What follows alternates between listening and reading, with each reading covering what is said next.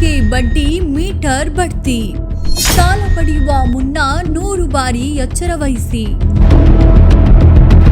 ದಿನ, ವಾರ, 15 ದಿನ, ತಿಂಗಳ ಲೆಕ್ಕದಲ್ಲಿ 30% ವಸೂಲಿ. ಅಸಲು ತೀರಿಸಿದರೂ ಬಡ್ಡಿಗೆ ಸರಿಹೋಯ್ತೆಂದು ಟಾರ್ಚರ್. ಸಾಲ ಮಾಡಿ ಆದರೂ ತುಪ್ಪ ತಿನ್ನಬೇಕು ಎಂಬ ಮಾತೊಂದಿದೆ. ಆದರೆ ತುಪ್ಪ ತಿನ್ನಬೇಕು ಎಂದೆನಿಸಿದಾಗಲೆಲ್ಲ ಸಾಲ ಮಾಡಿದರೆ ಬಡ್ಡಿಗೆ ಬಡ್ಡಿ ಸೇರಿ ಚಕ್ರ ಬಡ್ಡಿ ಕಟ್ಟಿ ಕೊನೆಗೆ ಮನೆ ಮಠ ಕಳೆದುಕೊಂಡು ಬೀದಿಗೆ ಬೀಳಬೇಕಾಗುತ್ತದೆ. ಅಂತಹುದೇ ಒಂದು ಪ್ರಕರಣ ಬೆಂಗಳೂರಿನಲ್ಲಿ ನಡೆದಿದೆ.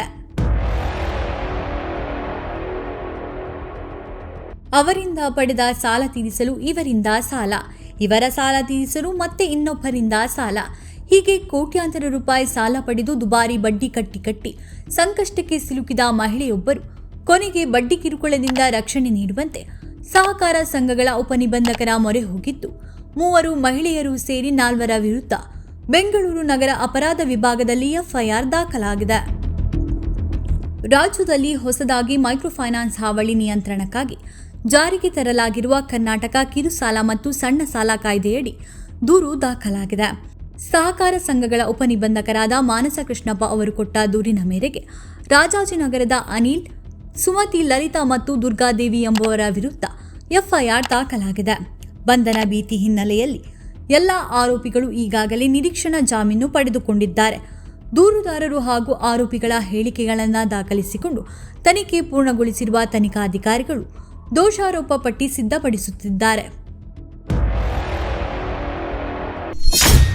ಒಬ್ಬರ ಸಾಲ ತೀರಿಸಲು ಇನ್ನೊಬ್ಬರಿಂದ ಸಾಲ.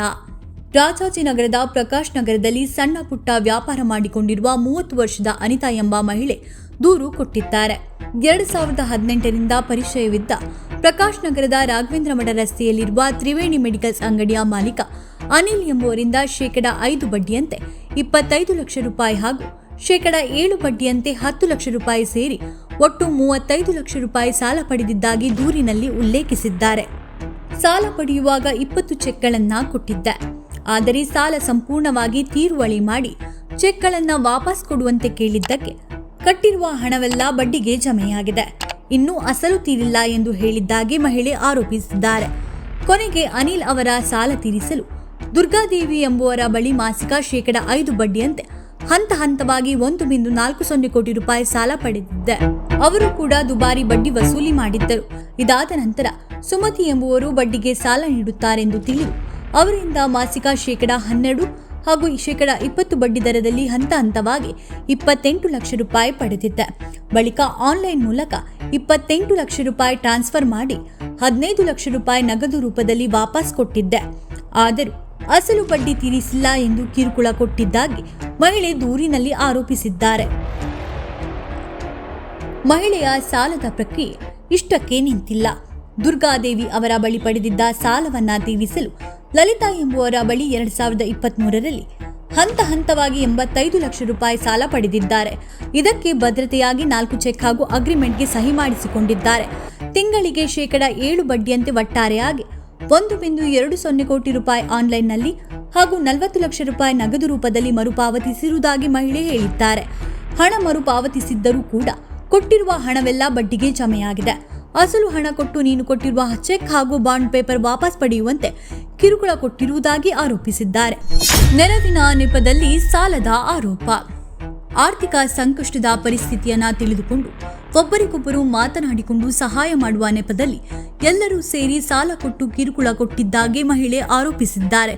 ವಾರದ ಬಡ್ಡಿ, 15 ದಿನಗಳ ಬಡ್ಡಿ, ಮಾಸಿಕ ಬಡ್ಡಿಯಂತೆ ಗರಿಷ್ಠ 30%ರವರೆಗೆ ಬಡ್ಡಿ ವಸೂಲಿ ಮಾಡಿದ್ದಾರೆ.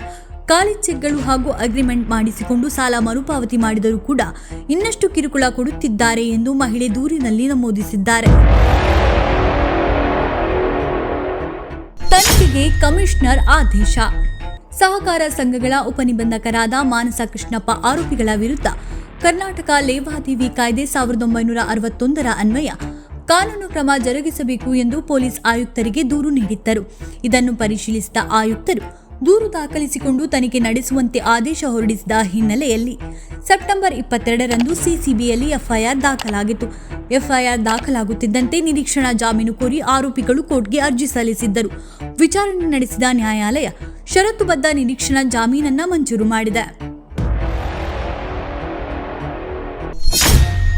ಪೊಲೀಸರು ಹೇಳಿದ್ದೇನು? ಪರವಾನಗಿ ಇಲ್ಲದೆ ಬಡ್ಡಿ ವ್ಯವಹಾರ ಮಾಡಿರುವುದು ತನಿಖೆಯಲ್ಲಿ ದೃಢಪಟ್ಟಿದೆ. ಕಾನೂನು ಬಾಹಿರವಾಗಿ ಮಿತಿ ಮೀರಿದ ಬಡ್ಡಿ ವಿಧಿಸುತ್ತಿರುವುದು ಮೇಲ್ನೋಟಕ್ಕೆ ಕಂಡುಬಂದಿದೆ. ಎಲ್ಲ ಆರೋಪಿಗಳು ಈಗಾಗಲೇ ನಿರೀಕ್ಷಣಾ ಜಾಮೀನು ಪಡೆದುಕೊಂಡಿದ್ದಾರೆ. ಹೀಗಾಗಿ ಪ್ರಕರಣದ ತನಿಖೆ ಪ್ರಗತಿಯಲ್ಲಿದ್ದು, ಶೀಘ್ರದಲ್ಲೇ ದೋಷಾರೋಪ ಪಟ್ಟಿಯನ್ನ ಕೋರ್ಟ್ಗೆ ಸಲ್ಲಿಸಲು ಸಿದ್ಧತೆ ಮಾಡಲಾಗುತ್ತಿದೆ ಎಂದು ತನಿಖಾಧಿಕಾರಿಗಳು ಮಾಹಿತಿಯನ್ನ ಹಂಚಿಕೊಂಡಿದ್ದಾರೆ. ನಿಯಮ ಏನಿದೆ? ಮೈಕ್ರೋ ಫೈನಾನ್ಸ್ ಸಂಸ್ಥೆಗಳು ನೋಂದಣಿ ಪ್ರಾಧಿಕಾರದಲ್ಲಿ ನೋಂದಣಿ ಆಗಿರಬೇಕು. ನೋಂದಣಿ ಇಲ್ಲದೆ ಯಾವುದೇ ಕಾರಣಕ್ಕೂ ಸಾಲ ಕೊಡುವ ವ್ಯವಹಾರ ಮಾಡುವಂತಿಲ್ಲ. ನಿಯಮ ಬಾಹಿರವಾಗಿ ನಡೆದುಕೊಂಡರೆ ಅಂತಹ ಸಂಸ್ಥೆಗಳನ್ನು ರದ್ದುಗೊಳಿಸಲಾಗುತ್ತದೆ. ಹೊಸ ಕಾಯ್ದೆ ಪ್ರಕಾರ ಕಿರುಕುಳ ಕೊಟ್ಟವರ ವಿರುದ್ಧ ಪ್ರಕರಣ ದಾಖಲಿಸಿ ಕಾನೂನು ಕ್ರಮ ಕೈಗೊಳ್ಳಬೇಕು. ತೊಂದರೆ ಕೊಟ್ಟರೆ ಪೊಲೀಸ್ ಠಾಣೆಗೆ ಹೋಗಿ ನಿರ್ಭೀತಿಯಿಂದ ದೂರು ಕೊಡಲು ಅವಕಾಶವಿದೆ. ಕಿರುಕುಳಕ್ಕೆ ನೊಂದು ಆತ್ಮಹತ್ಯೆ. ಇದೇ ತೆರನಾಗಿ ರಾಜ್ಯದಲ್ಲಿ ಬಡ್ಡಿ ದಂಧೆಕೋರರ ಕಿರುಕುಳಕ್ಕೆ ನೊಂದ ಅದೆಷ್ಟೋ ಜೀವಗಳು ಆತ್ಮಹತ್ಯೆಗೆ ಶರಣಾಗಿವೆ. ಸರ್ಕಾರವೇ ಕೊಟ್ಟಿರುವ ಮಾಹಿತಿಯ ಪ್ರಕಾರ 2023ರಲ್ಲಿ 8 ಜನ, 2024ರಲ್ಲಿ 7 ಜನ ಹಾಗೂ 2025ರಲ್ಲಿ 17 ಮಂದಿ ಆತ್ಮಹತ್ಯೆ ಮಾಡಿಕೊಂಡಿರುವುದು ವಿಷಾದನೀಯ ಸಂಗತಿ.